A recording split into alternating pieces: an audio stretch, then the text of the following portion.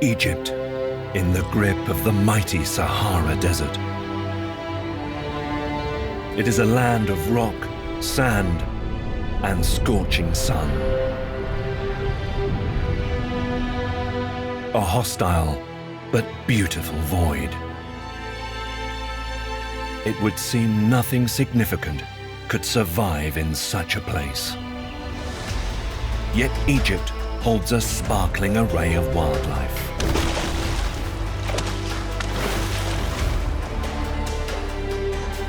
And gave birth to one of the greatest civilizations the world has ever known. How can this paradox in the sands exist? The secret is something more precious than the treasures of the pharaohs, the elixir of life.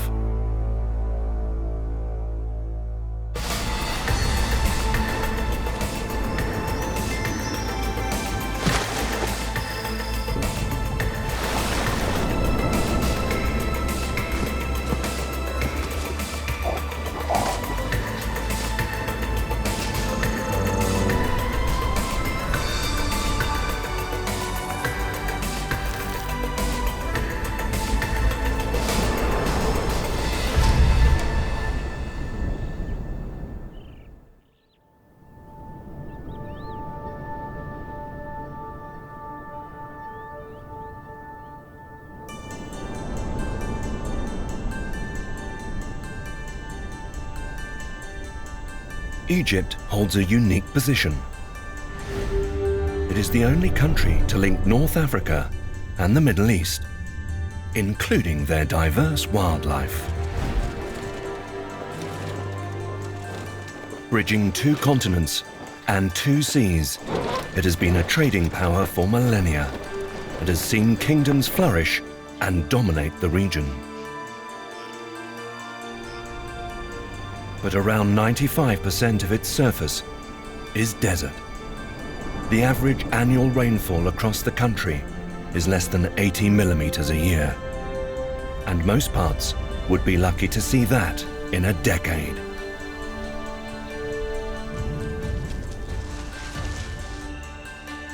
So how does life survive in this blistering desert kingdom? The answer is water.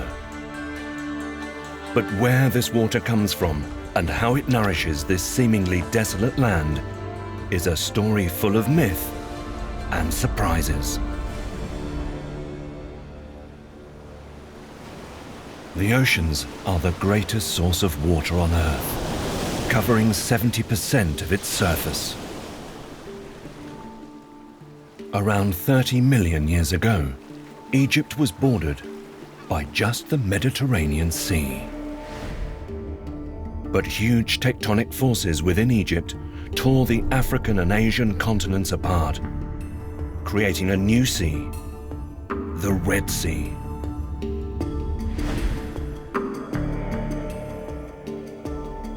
Few freshwater sources and high evaporation rates help make it one of the most saline seas in the world.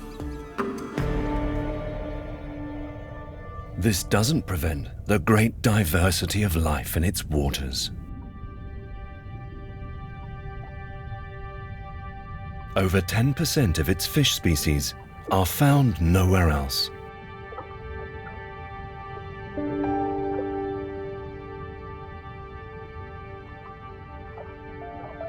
And it boasts large numbers of unique and beautiful corals.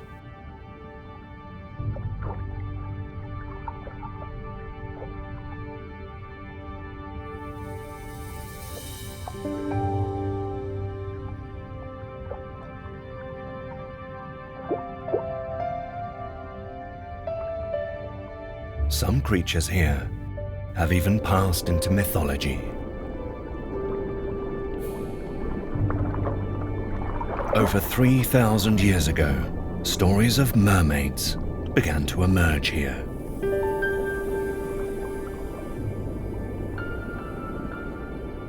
Many believe these were inspired by the dugong. Its alternate name of sea cow might let on that it's not the most human-like beauty.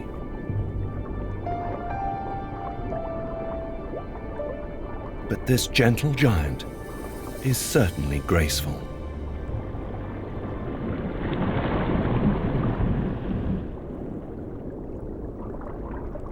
Inhabiting shallow coastal waters, it feeds entirely on marine plants.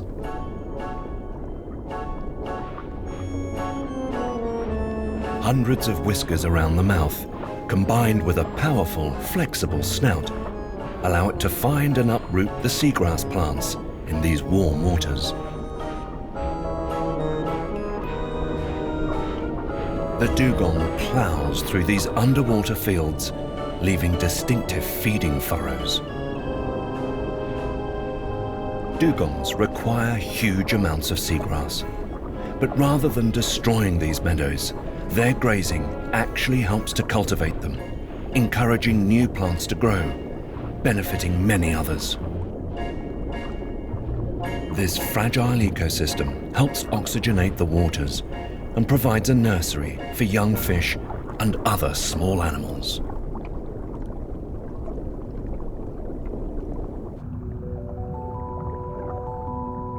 Easily mistaken for quivering seagrass are colonies of garden eels. Up to 1,000 strong, they dip and weave, picking off plankton floating past on the currents.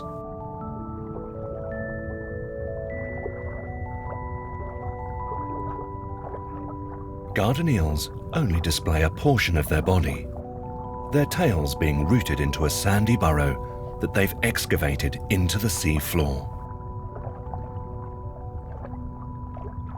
This burrow is a home they may never leave, even when mating, and provides a safe haven for them to escape to when disturbed.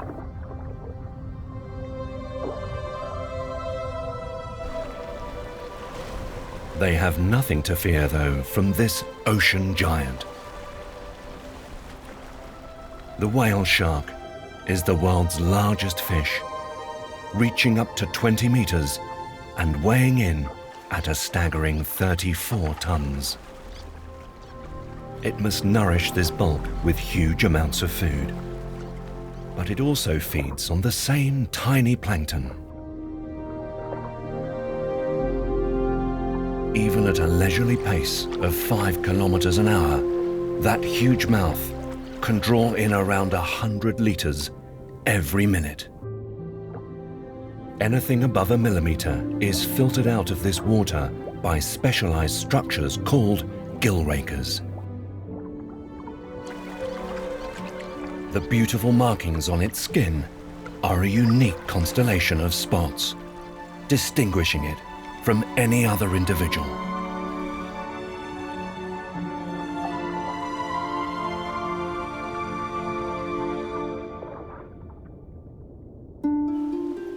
These rich waters allow life to extend onto the land. Banks of mangrove trees stretch along protected parts of the coast, yet they have some difficult problems to overcome. Mangroves must have specialized roots to filter out as much salt as they can, as seawater is toxic to most plants. Any excess in the mangrove is excreted through the leaves.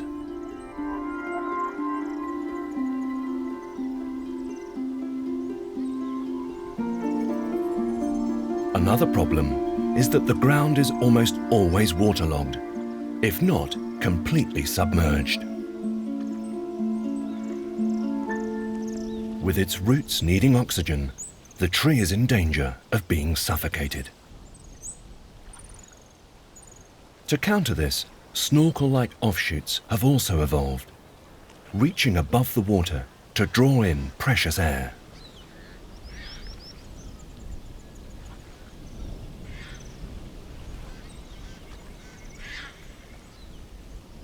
As the high tide recedes, a thriving community emerges.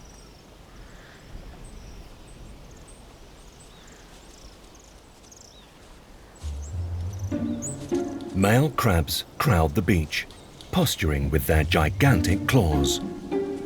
During feeding, the action of their small claw over the large looks like they're playing a fiddle, leading to their common name, the fiddler crab.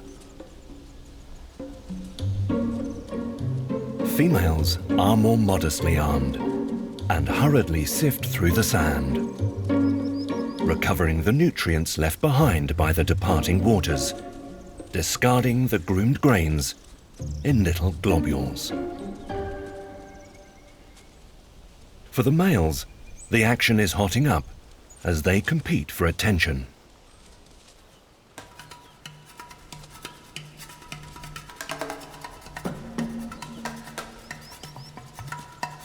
The bigger the claw and the quicker it's waved, the more impressive they will appear to onlooking females.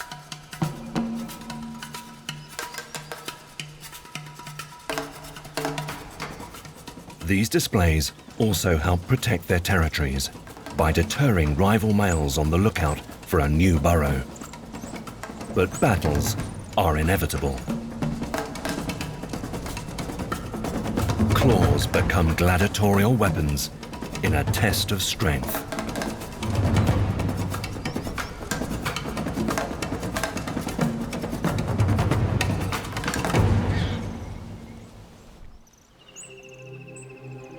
This hectic world is governed by the tides, and peace descends again as the seas rise.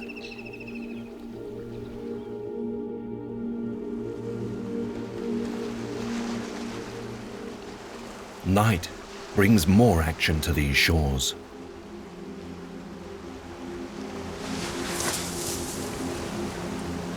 Green turtles are in the middle of an arduous expedition.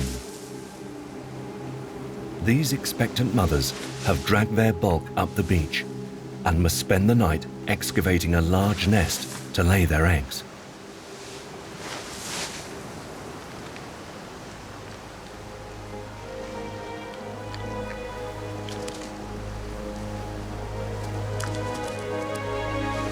As they bury them, they know this heroic effort is worth it to provide a safe place for their eggs to incubate.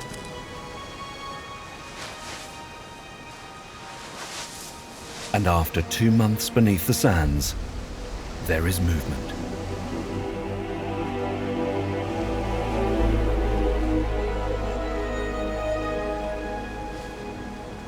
Hatchlings break free under the cover of darkness when fewer predators can find them.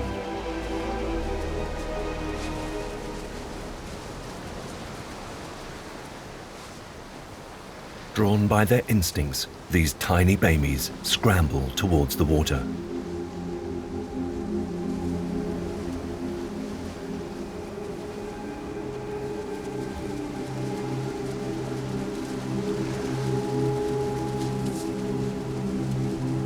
For them, this journey is like a marathon.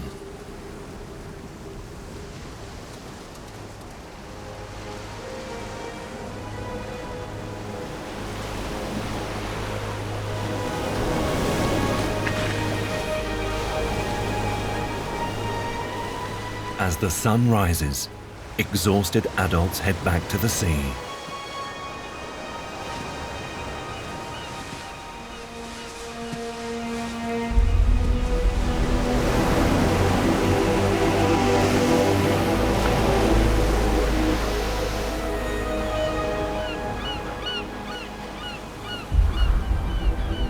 Predators begin to arrive at the beach, looking for those who've got their timing wrong.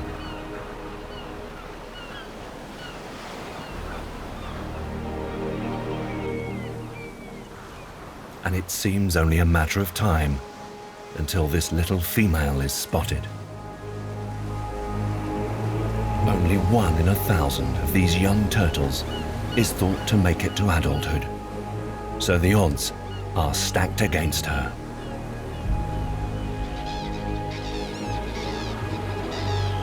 But an uncovered nest draws the circling birds in from across the beach and may give this hatchling a chance. Tiring in her sprint, she must push on.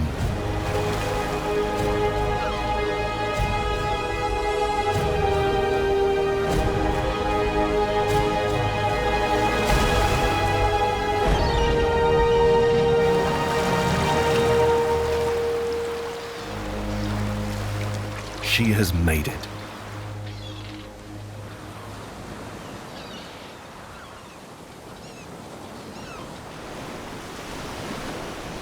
Life can be abundant on these coastal borders, but the reach of these great seas is limited. Moisture drawn from these waters does not make it far.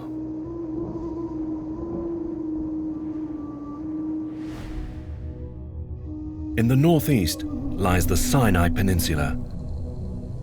It is a land bridge between Africa and the Middle East, and one of the few inland areas to see significant rains. The high slopes of the Sinai Ranges can help capture this moisture, allowing life to take hold.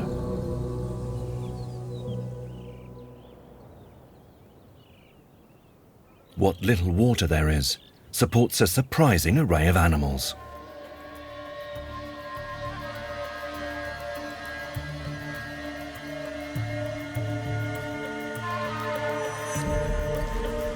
The Egyptian cobra is the largest snake in this region, growing to just under 3 meters. In the early morning light, it keeps close to the shadows, blending into the environment.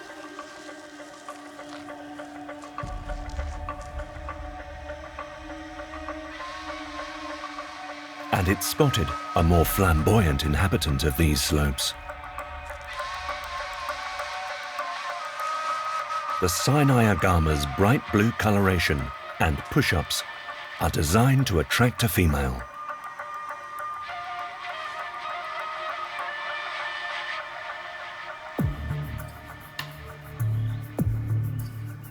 But the cobra can take advantage whilst the agama's mind is on finding a mate.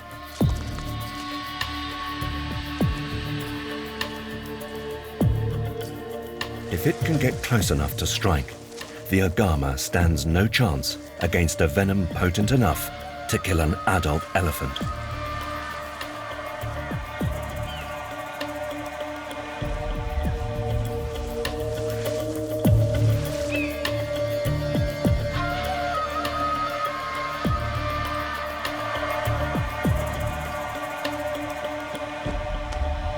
But an uninvited guest's curiosity has ruined breakfast plans. Now the cobra finds itself in danger and must rely on an impressive display of its own. Rearing up, it draws back ribs to extend and flatten the area around its neck, forming a hood. This behavior suddenly makes the cobra appear much larger and more aggressive, enough to put off an inexperienced buzzard, allowing the cobra to slink to safety.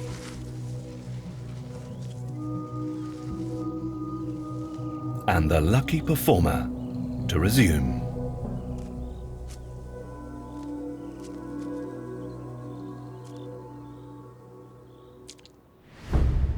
Pushing further into Egypt, the amount of rainfall drops off suddenly, and a more hostile environment emerges.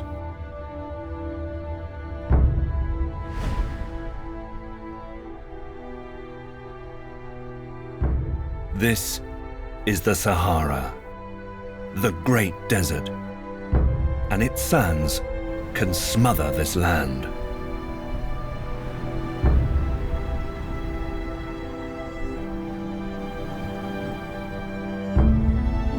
The animals that live here have evolved some miraculous attributes to cope with these dunes.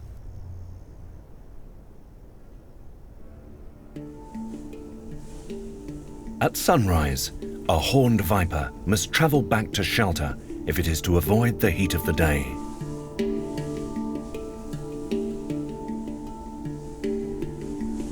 As As it slides across the sand, it leaves telltale tracks caused by an elegant technique.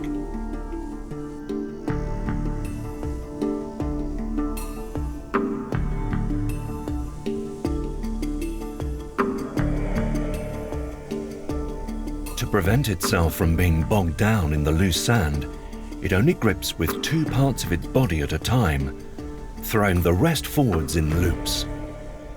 Contracting and contorting its highly flexible and muscular body in this way allows it to sidewind over the dunes.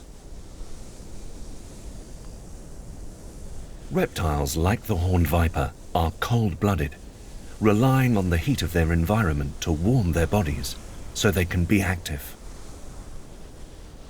But this means they can be more vulnerable to extreme temperatures. Sidewinding not only allows the viper to move across these soft sands, it can also prevent it from overheating by keeping as much of its body off the hot ground as possible.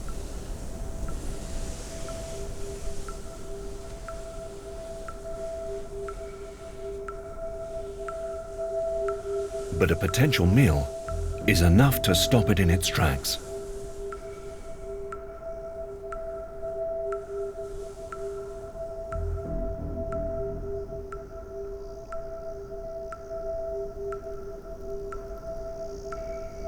This lizard, also known as a skink, is only just warming up in the morning sun. It's still slow and sluggish. Caught out in the open, it appears to be in big trouble. Its compact body, featuring a wedge-shaped head, slick scales, and paddle feet, are not the perfect recipe for speed on the dunes.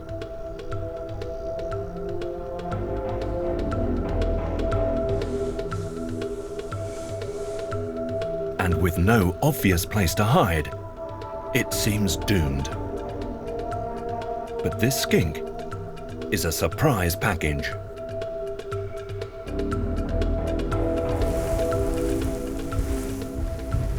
Its attributes allow for one of the desert's great disappearing acts. It swims through these soft sands to safety. And the viper leaves the heat of the day to this miraculous lizard.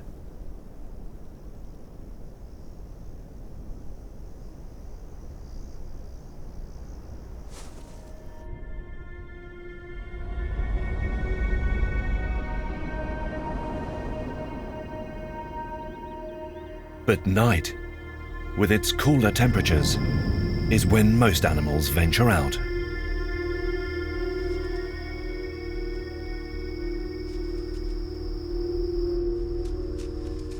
The lesser Egyptian jerboa spends its days in a burrow below ground. Now is the time to feed.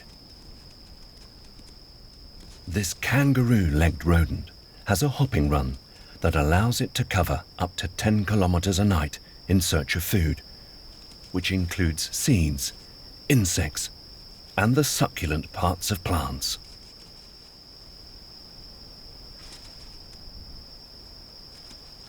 Like many desert animals, it has evolved to gain all the water it needs through what it consumes. And without standing water, the jerboa has also learnt to use the desert to keep itself clean, taking baths in loose sand.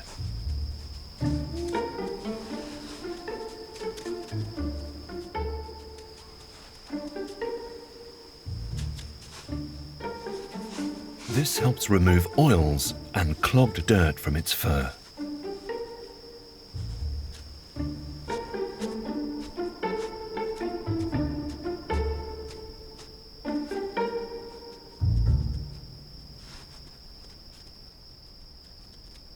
But it must stay alert. The night is full of dangers.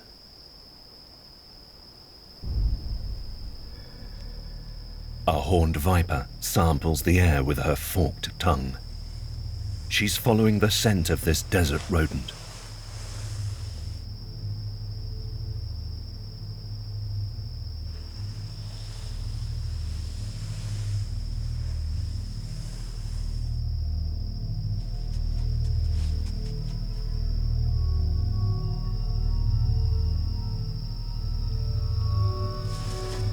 down and digging, this noisy burrow maintenance makes this jerboa vulnerable, as its hearing is a vital sense for detecting predators.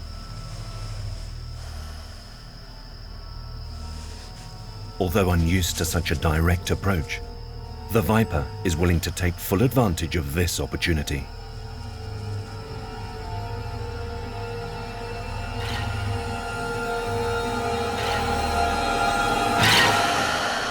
The jerboa is spooked and bounds well beyond strike range.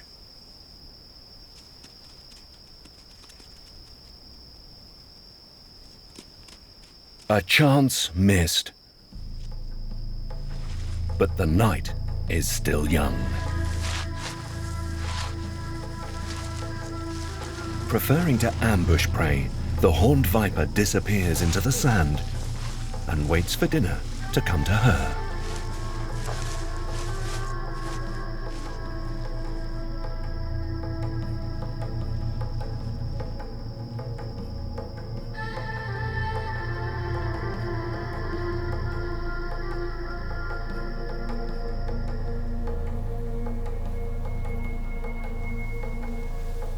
The night holds animals that strike fear into human hearts.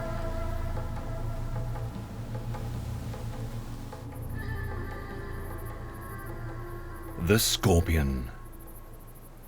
Weighing in at a few grams and barely reaching over 10 centimeters, this slender, delicate individual hardly seems dangerous.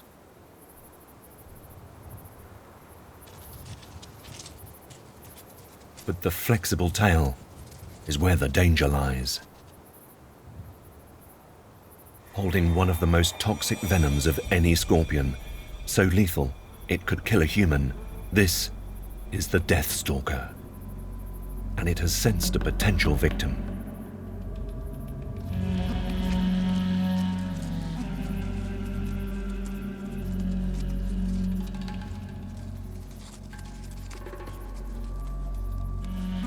This solifugid is constructing a new burrow.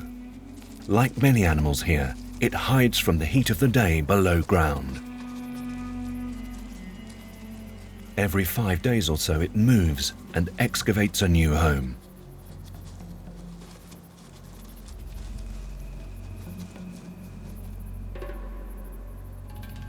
The solifugid is no pushover. It's armed with gigantic jaws, the largest in relation to body size of any animal in the world.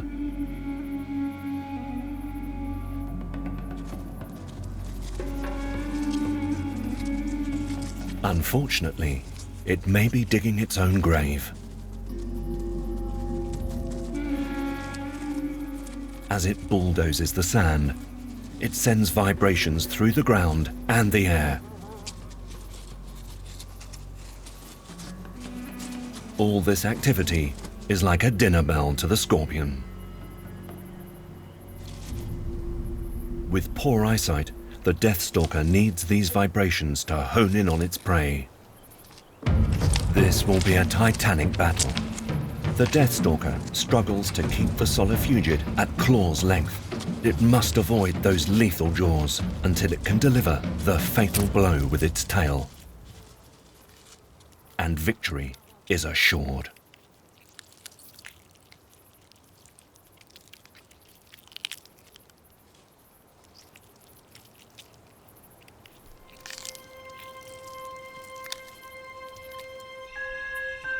Rodents, reptiles, and invertebrates are all potential victims for the world's smallest fox species, the fennec fox. Its huge ears can be flooded with blood to dissipate heat, helping to keep it cool. Those big ears are also incredible sound collectors, meaning it can pinpoint nighttime noises like the quietest scuttle.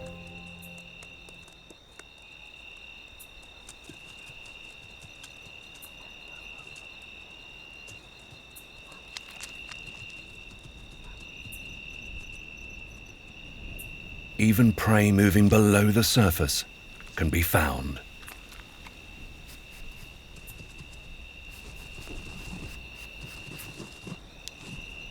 A scorpion is a dangerous snack, but the fennec's needle-like teeth soon disable its sting.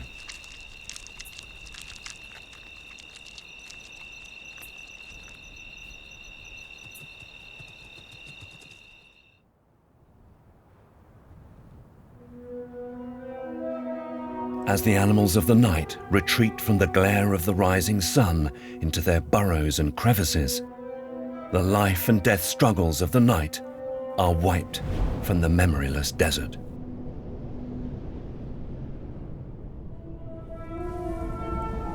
"96% of Egypt is covered in this almost uninhabitable desert, and in its center, water precipitation is virtually non-existent.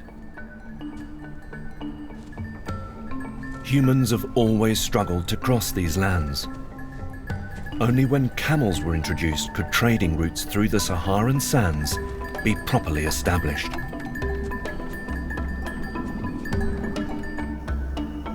Able to survive without water for days on end, they can cover great distances, carrying the supplies needed by their human handlers.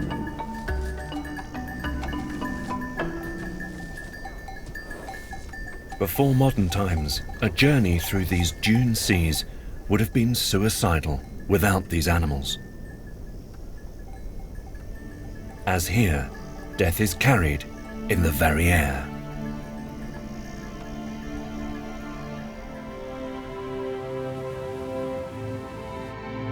Blowing from the desert heartlands in the south come the Khamsin winds. They carry sand, dust, and heat, driving temperatures to extreme levels. To be caught without shelter is certain death for most.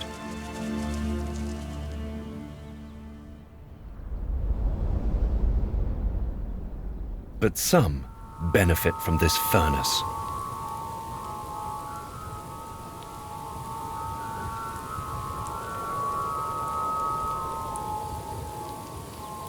During the hottest times of the day, whilst others retreat, desert ants emerge. Foraging ants search their territory for victims of the sun. Their long legs allow them to move rapidly and also elevate them higher above the ground, where temperatures can be 6 degrees cooler than at the surface. A desert ant can bear temperatures in excess of 50 degrees Celsius, but even they cannot spend long out here. More than a few minutes, and they risk death themselves. Whilst zigzagging across the desert, they keep account of their footsteps and use the sun as a compass, building a map of their position. Knowing exactly where you are is vital. A baked solifugid will be a fantastic find, but its size is a problem.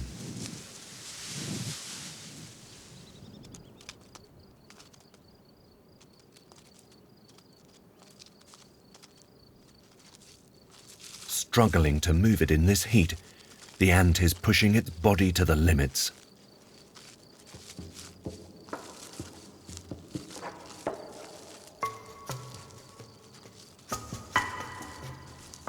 At the last second, it leaves before it too is cooked. Its mental map means it can return directly to the nest rather than retracing its zigzag path. Revived by the cooling shade, it can now recruit others. Working together, they gather this gruesome harvest. But there is a heavy price to pay. Around 17% of ants sent to forage die each day in this dangerous environment. Their sacrifices are needed to feed the growing colony.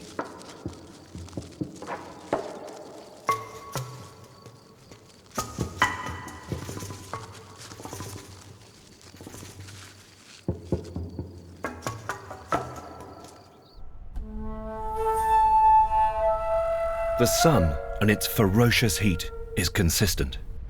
Rain is anything but. Where it has fallen, life makes full use of it. Elegant flocks of sandgrouse will take advantage of any standing water.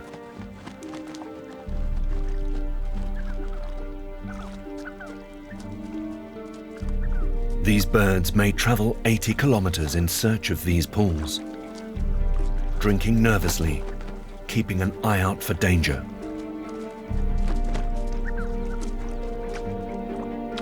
Standing in the water allows for it to soak into their breast feathers. In this way, they can transport this precious cargo back to their young.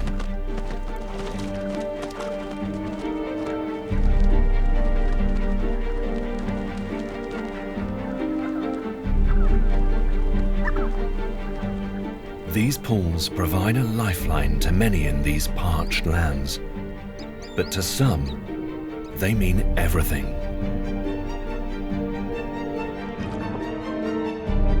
Below the water, a primeval world has been awoken. Tadpole shrimp have remained virtually unchanged for millions of years. These living fossils take only weeks to mature, and then mate feverishly as they are on a desperate schedule.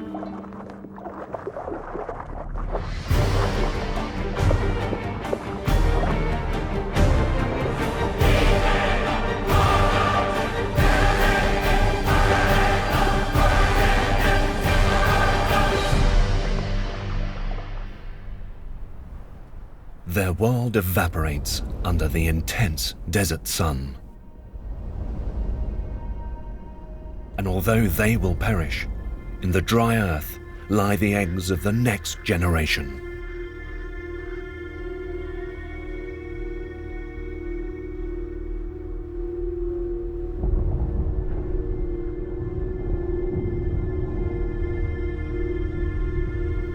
Water wasn't always so rare. Around 10,000 years ago, great rains swept into Egypt.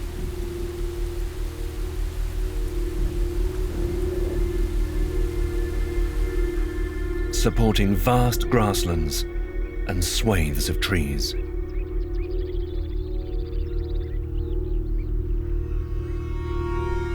But the climate changed. These waters disappeared, and the land became almost desolate.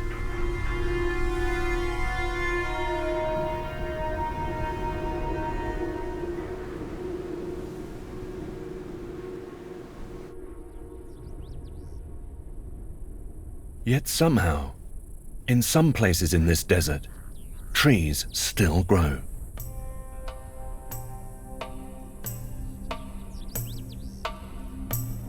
Their secret lies in an ability to reach into the past.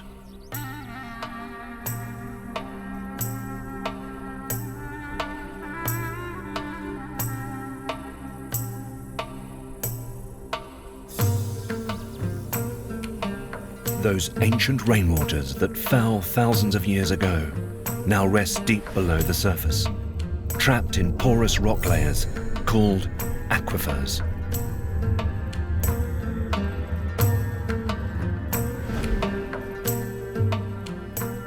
There is estimated to be over 150,000 cubic kilometers of fresh water underneath Egypt. Acacia trees have fast-growing taproots, which force their way down over 80 meters to reach these unseen reservoirs. Drawing up this ancient moisture sustains them and a multitude of animals within their canopy. Sap-sucking thorn bugs scuttle along the branches. For the acacia, they are an unwanted benefactor. Unlike the painted lady butterflies. The energy-rich nectar they drink is reward for pollinating these desert trees and ensuring their survival.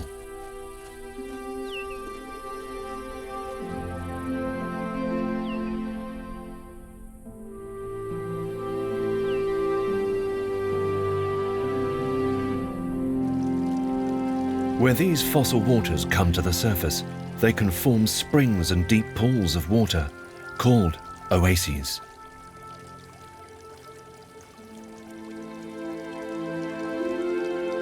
Supporting both animal and human life in this wilderness.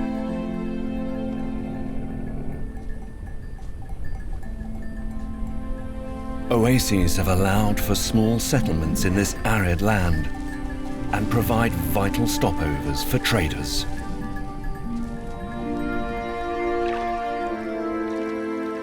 But they are not sufficient to have supported the vast ancient kingdoms of the pharaohs.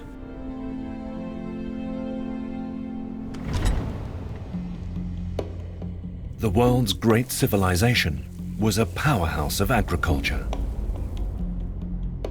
And with several million people living within its borders, huge volumes of water were required. The water that sustained these peoples was revered for its life-giving bounty. But its sources were largely a mystery to the earliest Egyptians. Thousands of miles to the south, there stretches a vast mountainous landscape. These are the imposing Ethiopian highlands, monstrous peaks known as the Roof of Africa.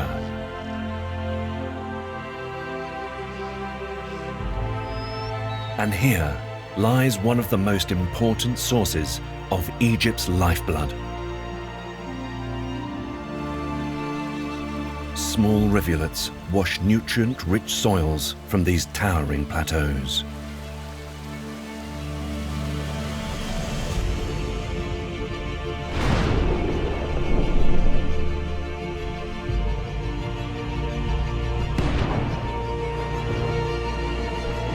But when the African monsoon arrives, it becomes a deluge.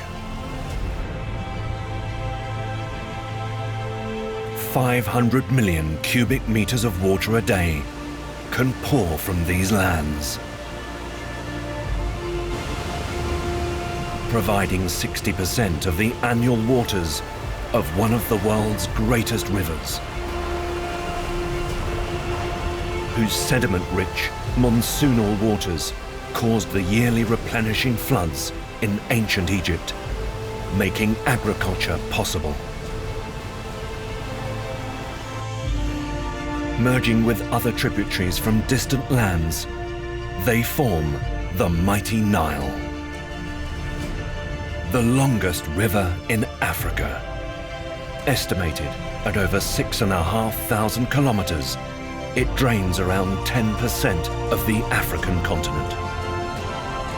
The Nile flows northwards to the Mediterranean, cutting a verdant swathe through desert lands, allowing life to explode in all its glory.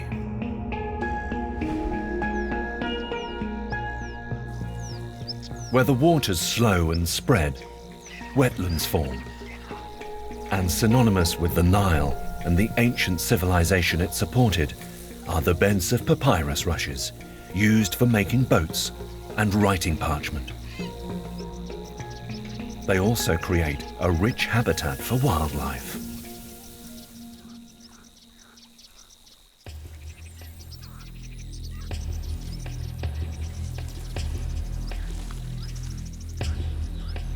Providing plenty of prey and cover for the reed cat. A little bigger than the domesticated cat, it has a wide taste, taking rodents, birds, frogs, and even diving for fish. With long legs and a sleek body, it slips rapidly between the stalks as it hunts.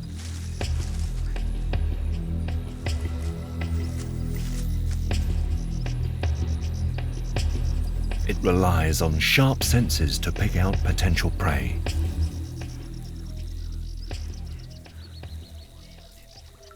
Such as this common quail.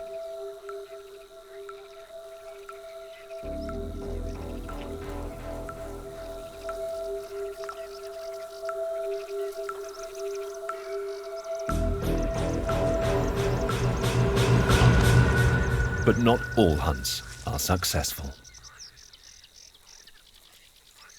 And in ancient Egypt, this cat needed to be careful along the banks of the Nile, as it would have been on the menu for the river's apex predator.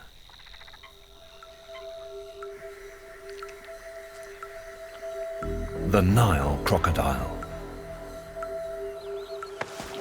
Growing up to 6 meters long, it is one of the largest reptiles in the world and a truly awesome predator.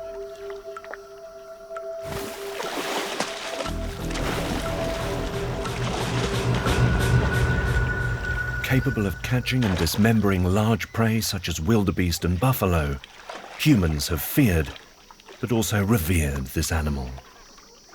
Unchanged since the time of the dinosaurs, these creatures are almost indestructible, able to live for months without eating and survive droughts in a state of suspended animation.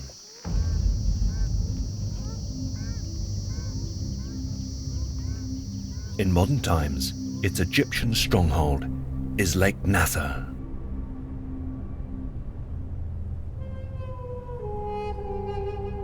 Covering over 5,000 square kilometers, it is one of the largest man-made lakes in the world. Formed when the Nile was dammed over 40 years ago. This lake is a prime habitat for many animals, especially those after fish, as these rich waters are teeming with numerous species. The pied kingfisher is the lake's top sniper.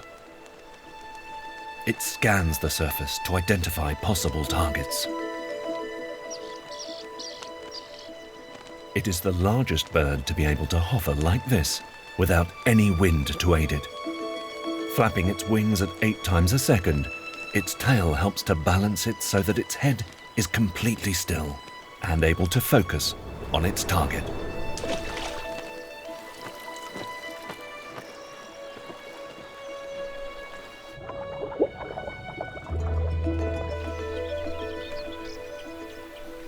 Whacking a fish helps to break its bones, making it easier to swallow and digest. Useful when you may need to take 6 a day.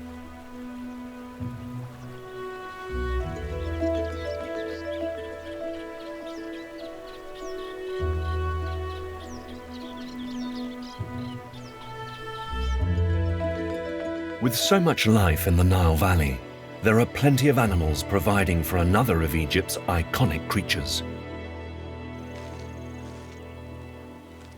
The scarab.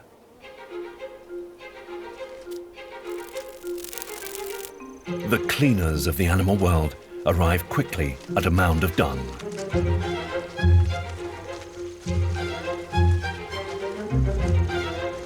Hurriedly forming it into large balls to roll away. They are capable of moving 15 times their own body weight. Ancient Egyptians believed that it was a giant scarab that was capable of rolling the huge ball of the sun across the heavens. And like the sun, the scarab's dung also disappears below the horizon.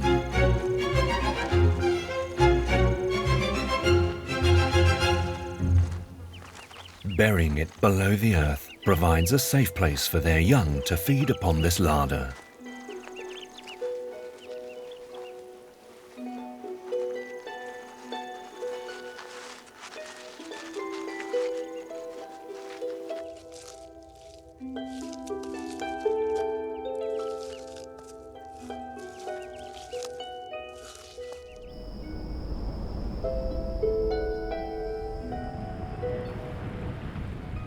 the scarab's emergence from the earth was a symbol of renewal and rebirth to the ancient Egyptians. The miracle of life continuing against all the odds in this desert kingdom.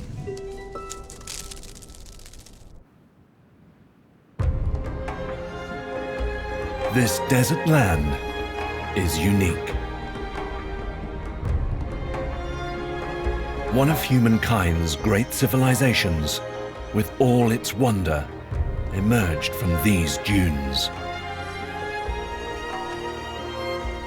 Along with a dizzying array of life.